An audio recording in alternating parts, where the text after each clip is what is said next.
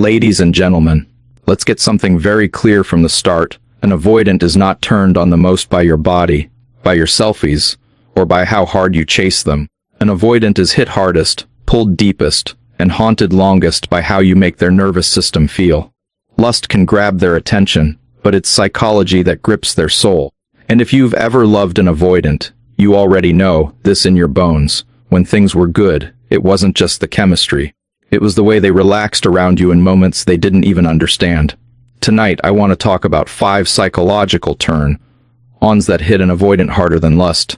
Not so you can play games, but so you can finally understand why certain versions of you woke something up in them that even they couldn't fully explain. Emotional safety without pressure is the deepest turn-on for an avoidant because, underneath all the distance and mixed signals, there is someone whose nervous system has never really known what it feels like to be close and not controlled, connected and not trapped, wanted and not demanded. And when they meet a person who can give them that exact combination, their body reacts long before their mind can admit it.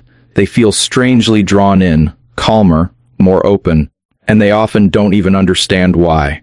Think about how most people have related to them in the past. The minute they show a little interest, the other person clings, asks for more time, more clarity, more labels, more reassurance, and suddenly the avoidant feels like they've been handed a job description they never agreed to. Be my emotional oxygen, be my constant reassurance, be the proof I'm enough. And their first instinct is to pull away to breathe, so they start to associate intimacy with pressure, vulnerability with obligation, and relationships with losing themselves. Now imagine how different it feels for them to be around someone like you at your strongest, someone who cares deeply but does not reach for a leash every time their heart gets triggered, someone who says with their energy, "You can come close here, I will feel a lot, I will love hard, but I will not make you responsible for regulating my entire emotional world." Emotional safety without pressure looks like you sitting across from them, maybe on a couch, maybe in a car at night, and they start talking in a way they don't usually talk. They mention how chaotic their family was, or how every time they made a mistake growing up, affection got pulled away, or how their last relationship made them feel constantly wrong, constantly inspected, constantly not enough. And you don't pounce on that confession to squeeze a promise out of them. You don't say, "So you should commit to me because I'm different?" You don't say, "See, this is why you hurt me." You simply hold it, you lean in, you ask 1 or 2 gentle questions. You say, "I get why this feels scary for you." And then you let there be space. You let them change the subject, if they need to. You let them retreat a little without punishing them. And in that moment their body learns something new. I can be seen and not immediately controlled. I can be honest and not instantly recruited into a relationship contract I'm not ready for. That experience is far more intoxicating to them than any flirtatious selfie, because it hits the core of their biggest fear, the fear of being swallowed by someone else's emotional needs. You become a psychological turn-on when you can sit with your own emotions without making them responsible for fixing them. For an avoidant who has spent their whole life feeling like other people's feelings are dangerous, explosive, or manipulative, watching you own your sensitivity with maturity is electrifying. Imagine you saying, "When you go quiet, my anxiety gets triggered. I won't lie, it hurts me, but I know that's my wound to manage too. I'm not going to chase you. I just need honesty so I can decide what's right for me." You are not hiding your truth, but you're also not dumping it on them like a threat, and that balance is what turns their head, because it shows them a version of connection they've never really seen. One where they are invited, not dragged. One where you're emotionally honest, but not emotionally dependent on them for oxygen. In that space, their guard softens almost against their will. They find themselves texting you first when something good happens. They send you a song that feels vulnerable. They start to share opinions they usually keep locked away, not because you press them for it, but because their nervous system quietly labels you safe, but not suffocating. It's also incredibly attractive to an avoidant when your care doesn't come with hidden strings, when you cook for them or send them a good luck message, or check in after their long day, not as a test, not as a down payment on future commitment, but because that's who you are.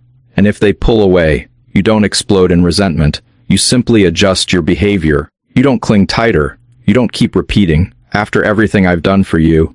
You step back, you take care of yourself, you let your actions say, "My love is generous, but it's not desperate," and that combination of warmth and self-respect sends a very loud message to their subconscious. If I come closer to this person, I will be cherished, but I will not be owned. For someone whose biggest terror is losing freedom, that is the ultimate turn-on. It lets them want you without feeling like wanting you means signing away their autonomy. And ironically, that is exactly what makes them more willing to choose you freely instead of just reacting to loneliness or lust. Emotional safety without pressure does something else too. It protects you while it attracts them, because it forces you to build a life and a nervous system that are not built on chasing mixed signals. You learn to regulate yourself, to tolerate space, to speak simply and honestly without trying to control the outcome. You say what you need once instead of screaming it 10 times, and if they can't meet it, you don't twist yourself into a smaller shape. You recognize that their capacity is their capacity, and you stop trying to earn behavior that should come naturally in a healthy bond. And that inner steadiness, the way you can care deeply without collapsing yourself for someone, that is what they feel when they're lying in bed at night, trying to figure out why they think about you more than the people they were only physically attracted to. It's because your presence quieted their fear without demanding they stop being who they are overnight. And that is the kind of turn on that lingers long after lust fades, because you didn't just stimulate their desire, you soothed their deepest panic, and still refuse to abandon yourself in the process. Self-respect with real boundaries makes you unforgettable to an avoidant because it's the one thing they don't expect, and the one thing they can't easily find again once they lose it. They are used to two extremes: people who accept anything just to keep them, or people who attack, shame, and threaten them when their fear shows up. What they almost never meet is someone who says, "I care about you, but I also care about me," and then actually lives that truth when it's hard. When you have self-respect, you don't stop feeling, you don't stop wanting them, but you stop negotiating your worth around their comfort. You stop making excuses for behavior that hurts you just because you understand the wounds behind it. You stop acting like their triggers are more important than your sanity. And that quiet shift in you hits their ego and their attraction at the same time, because suddenly you are not someone they can unconsciously lean on and walk over. You are someone they have to rise to in order to stay. Think about how the dynamic used to be. They canceled plans and you said, "It's okay, I get it." Even when it wasn't okay. They disappeared and you chased. They got distant and you turned yourself into emotional glue, trying to hold everything together. Your feelings were always the flexible ones. Theirs were fixed, your schedule bent. Theirs stayed solid, your heart waited, theirs decided, and without realizing it, you taught them, "You can show up however you like, and I will adjust." Your love was genuine, but the lack of boundaries made it easy for them to take you for granted, not because they are evil, but because human beings get comfortable with what costs them nothing. When self-respect arrives, the energy flips. They cancel on you last minute, and instead of sending 3 paragraphs soothing their guilt, you say, "I get that you're busy. Let's not plan like this again unless you're sure." And then you don't rush to rebook. You don't chase them with, "So when can I see you?" You let your words stand. They go quiet for days, and instead of blowing up their phone, you feel you're hurt. You talk to a friend. You live your life. And if they come back with small talk, pretending nothing happened, you don't slip straight back into warmth. You say, "When you go silent like that, it doesn't work for me. If you need space, I need you to say it, otherwise I step back, calmly, clearly, once." To an avoidant, that kind of boundary is shocking and deeply activating, because it sends 2 messages at once. I am not here to control you, but I am also not here to abandon myself. You are not threatening, "Change or I'm gone." You are stating, "This is how I live, this is how I need to be treated." And then the most important part, you follow through. If they ignore your needs, you don't rewrite them to fit their comfort. You reduce access. You don't stay up until 3 a.m. waiting for a maybe text. You don't clear your whole weekend for someone who replies when they're bored. You start filling your life with things that love you back. And suddenly, they are dealing with a person who is not fueled by fear of losing them, but by commitment to not losing themselves. That is magnetic because it feels rare. Most people either cling or cut off. You do neither. You stay warm and open, but not at the expense of your dignity.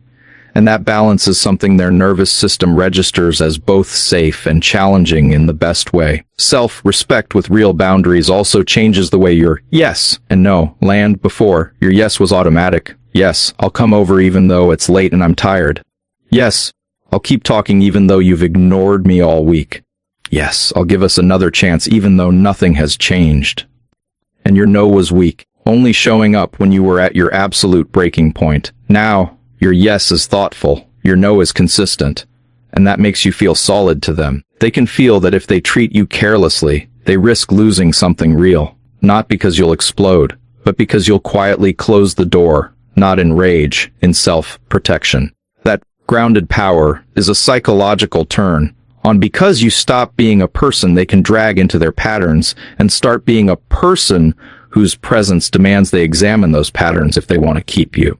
Long after lust fades, they remember the one who didn't scream, didn't beg, didn't chase, but also didn't tolerate being half-loved, the one who could look them in the eye and say, I see your fear, I respect your pace, but I won't break myself to fit into it, and walk away if that line wasn't honored. That combination of heart and backbone is why self-respect with real boundaries doesn't just make you attractive in the moment, it makes you unforgettable in their memory. Because you were the person who proved that love can be soft without being weak, and that if they wanted to stay in your life, they had to meet you as an equal, not as someone you kept rescuing at the cost of yourself.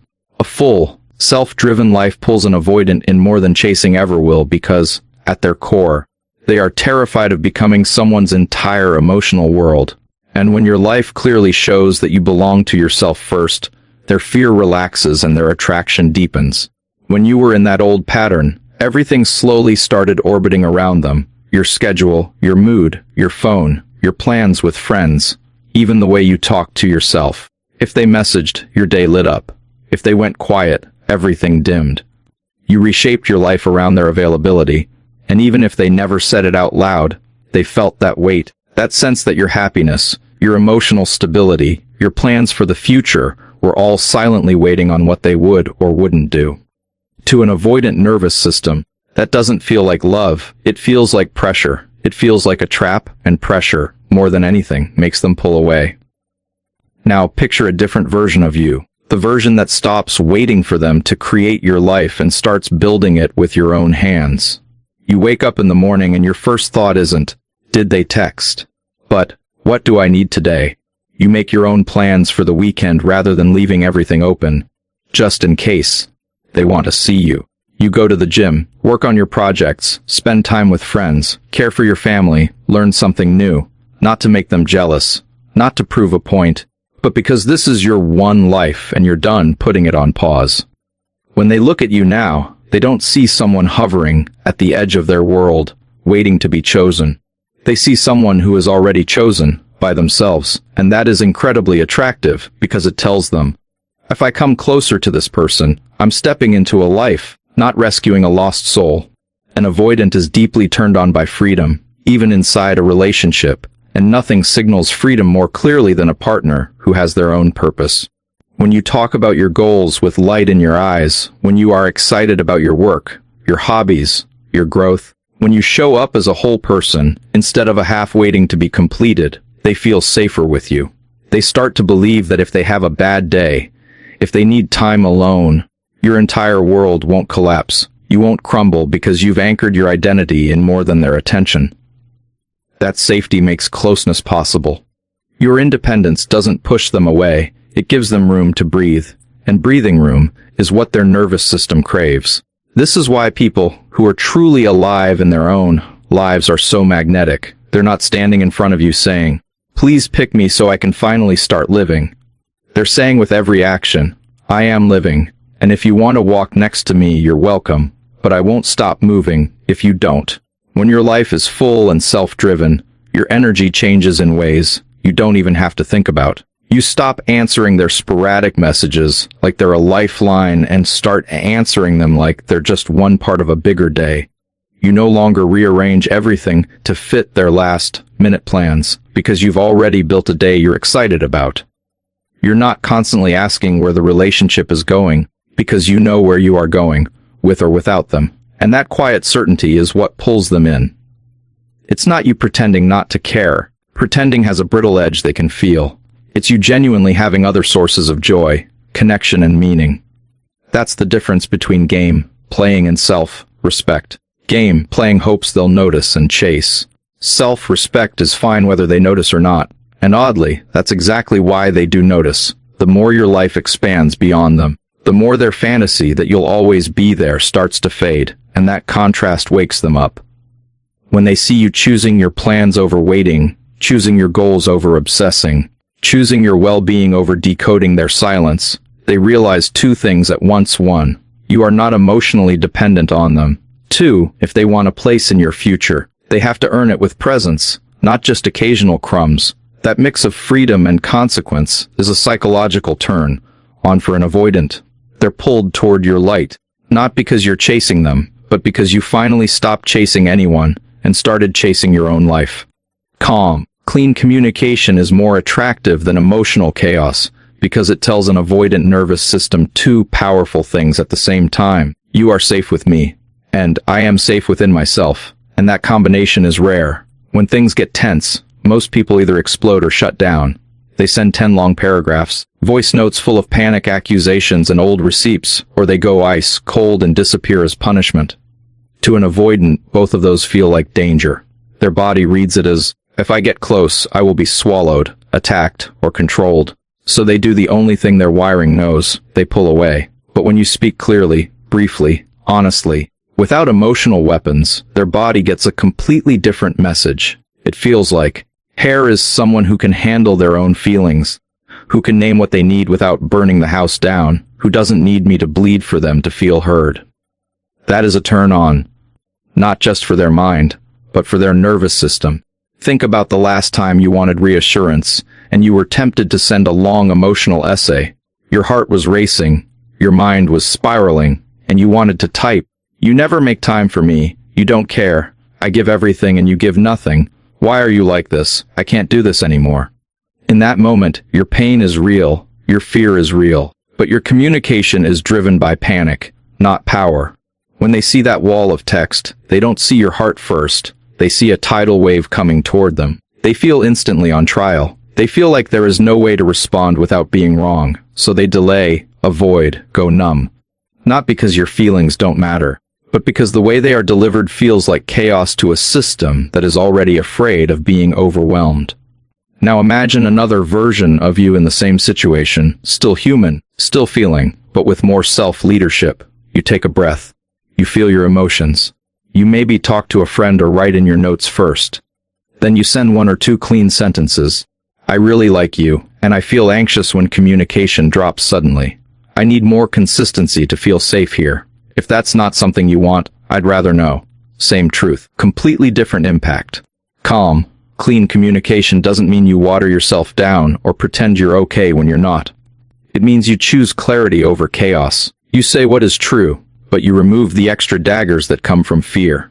You stop listing every mistake they've ever made in one message. You stop diagnosing them. You're a narcissist, you're damaged, you're emotionally unavailable. You stop psychoanalyzing and start expressing, when this happens, I feel this, and this is what I need going forward. To an avoidant, that is unbelievably attractive. You become someone they can talk to about hard things without bracing for an explosion. You become someone whose messages lower the temperature instead of raising it. That makes them more likely to stay in the conversation instead of escaping it. What you probably don't realize is that calm communication also protects your own dignity. Emotional chaos feels powerful in the moment, but afterward you usually feel exposed, ashamed, or like you have to apologize for how you said things even when what you said was valid. Clean communication lets you walk away from the screen feeling proud of yourself. You didn't beg, you didn't threaten, you didn't perform a meltdown to be taken seriously. You stood in your truth and let their behavior reveal whether they can meet it. That self-respect is magnetic. An avoidant may not say it out loud, but they feel the difference between someone who uses words to try to force closeness and someone who uses words to reveal reality and then acts accordingly. There's another layer to this. Calm, clean communication forces an avoidant to face themselves. When you send chaotic, attacking messages, they can hide behind your delivery. See, this is why I pull away, They're too much, they're crazy, they overreact. Your chaos becomes their justification. But when you are grounded and clear, there is nowhere to hide. You say, I like you, but I don't do disappearing acts, and then you stop chasing. You say, consistency matters to me. And if they ghost, you don't send 20 follow-ups. You simply let it be data. Now their nervous system has to sit with the reality. Not that you're too emotional, but that they either step up or lose someone who handled them with maturity. That quiet pressure is far more powerful than any screaming match. Clean communication is also short. An avoidant does not read 10 screen essays with the same openness they give to a few lines. Their brain sees a wall and shuts down. When you limit yourself to what truly matters, you keep their nervous system inside a window where it's possible for them to stay. You might say, when you cancel last minute, I feel unimportant. If we continue, I need plans to be respected. Full stop. That lands, it's digestible. It's honest without being a trap. You haven't sugar-coated your needs, but you also haven't buried them under emotional debris. The more you practice this, the more you notice something surprising. The less you chase and the more you communicate like this, the more they lean in or fall away quickly. Both are wins because calm communication speeds up truth. What hits an avoidant hardest is the realization that you can have big feelings and still talk like an adult. You're not asking them to be your therapist, your savior, or your entire coping system. You're inviting them into a connection where both people's nervous systems matter. That feels safe to approach, even for someone scared of closeness. And the irony is this: when you stop using emotional chaos to get a reaction and start using calm truth to draw a line, you don't just become more attractive to avoidance. You become more attractive to healthy, secure people too. You become the person who doesn't hide, doesn't explode, doesn't manipulate, but simply says, this is who I am, this is what I need, and I will be okay whether you can meet me here or not. And there is nothing more compelling than someone whose voice is steady because they finally trust themselves. Seeing their patterns clearly without trying to fix them is magnetic to an avoidant because it touches the deepest wound they carry, the fear that if someone really sees how they are, they will either try to control them or walk away in disgust. Most people who get close to them do one of those two things. They either become a detective or a savior, constantly analyzing, diagnosing, telling them what's wrong with them, or they become a rescuer, making their healing a personal mission, and underneath both roles is the same message. Who you are right now is not enough. You need to become my project. And that makes their nervous system panic, so they shut down, they disappear, they push away the very person who says they're trying to help. When you see their patterns without grabbing a toolbox, you do something radically different. You send the message, I see you, I understand what you do, I know where it comes from, and I am not here to fix, save, or reparent you. I am here to decide what I can and cannot accept while allowing you to be responsible for your own growth. And that combination of insight and non-attachment is electric to them, because for the first time they feel known, not managed. Imagine the moment you look at them, not through fantasy eyes, but through clear eyes, and you can name what is actually happening. You notice that every time closeness increases, they suddenly become busy, distant, irritable. You notice that when you bring up feelings, they go into logic, jokes, or silence. You see the pattern. You see the child behind it, who probably grew up in a home where emotions were dangerous, where love meant losing themselves, where vulnerability was punished or ignored. You get it, and yet you don't turn that understanding into a weapon. You don't say,